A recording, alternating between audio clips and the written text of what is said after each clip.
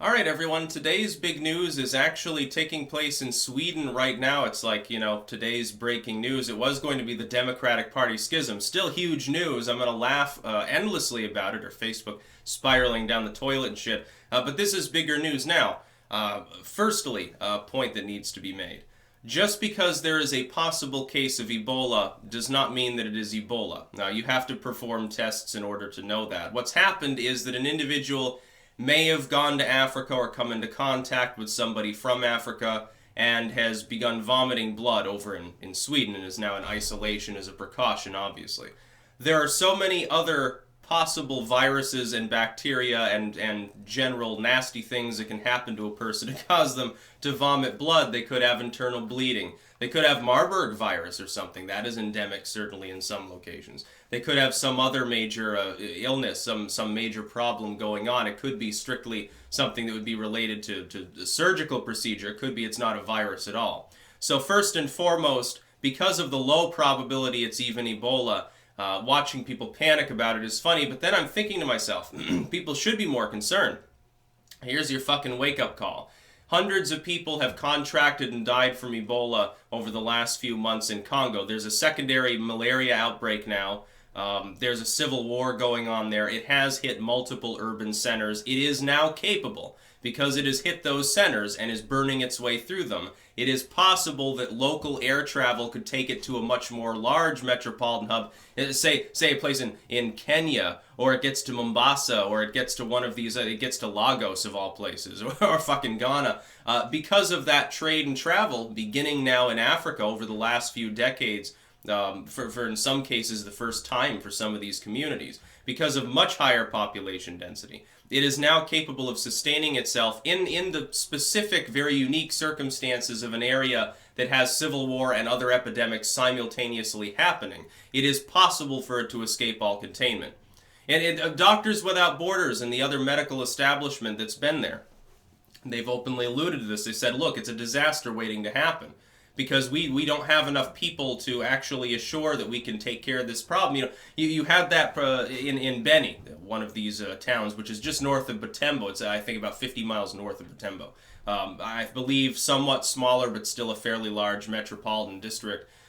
They had an Ebola ward there. Now, thankfully, at least most of the people there had already tested negative. I guess they had other diseases and they just kept them there anyway, or some stupid shit like that, which itself is a problem. This probably should be fucking discussed with the Congolese medical authorities. But the locals, because of the election being held off, using the excuse of Ebola, I happen to believe that the protesters fundamentally were right. I think the government there is corrupt. They burned the Ebola ward to the ground. Now, there could be, upwards of a half a dozen people who did have Ebola there who hadn't yet tested negative, who now are running around in that community, and there's no ward to actually staff them. They've withdrawn medical staff from these areas. So here's your wake-up call. The situation there. The situation in the third world right now is that you have increasingly, hookups to world travel. You increasingly have higher and higher population density, and yet you have very little overall expenditure on sanitation, on education related to health, and on making sure to safeguard, to prevent those diseases from spreading elsewhere. In an increasingly globalized world, travel-wise, I don't believe in globalism as an ideology, but in a world that's more and more interconnected, in which some of these areas that haven't really wiped out a lot of endemic tropical diseases are now having more and more trade and travel. It's a fucking ticking time bomb, dude. This is the worst possible scenario. Ebola gets to it gets to Lagos or something, kills off 100,000 people, depopulates a whole fucking region, destroys an entire uprising economy, setting the world back to the tune of many tens of billions of dollars of development, probably causes enough refugees to cause a ripple effect and more outbreaks elsewhere, and causes panic across all of developed Africa or something. Imagine that scenario. At some point it mutates, and it becomes more airborne, and then it goes worldwide, and kills half the people in the world. Wouldn't that be just a fucking lovely time? The problem is the medical establishment doesn't take that threat seriously. Remember when there was the West African Ebola outbreak, and they said, don't worry, it's not really truly airborne, it's just droplet-based. or bodily fluid based. Don't have sex with someone who's got Ebola, and don't like fucking rub their open sores and stuff, and you'll be fine. That's not the point, though. It could mutate at any given time. Diseases are capable of evolving. That's the biggest threat. The biggest threat to mankind, pandemic-wise, is the disease that doesn't exist yet. Do you realize that, right? The problem is when we don't actually work to contain these diseases, and we don't work to stop travel to and from an infected area to the best of our ability. It's called quarantine. It does actually work. It's like a ticking time bomb. The problem is that the globalists don't want to do that because they're afraid of being called ethnocentric. Or they're afraid of losing, $10 worth of fucking trade in rice to some village that has Ebola. They're terrified of that. They're like, they want money, and they don't want to put the brakes on the globalist bus at all, even though they're headed right off a cliff. People are largely ambivalent and don't know anything about contagion, apparently. They are ambivalent about an outbreak like this until something like this happens and it hits the first world. Oh no, there's a possible case in Sweden, everyone panicked. There have been hundreds, there's probably thousands of cases now in the Congolese epidemic. It's at least the second worst outbreak in history. Do you honestly think that every case is even being documented? No, don't even look at the actual tallied cases. Look at the expected cases. It's at least twice as high. You're talking about at least 1,000, okay, 1,000 people have died or something like that. There's a lot of reservoirs of disease, and each person is a potential stepping stone in mutation.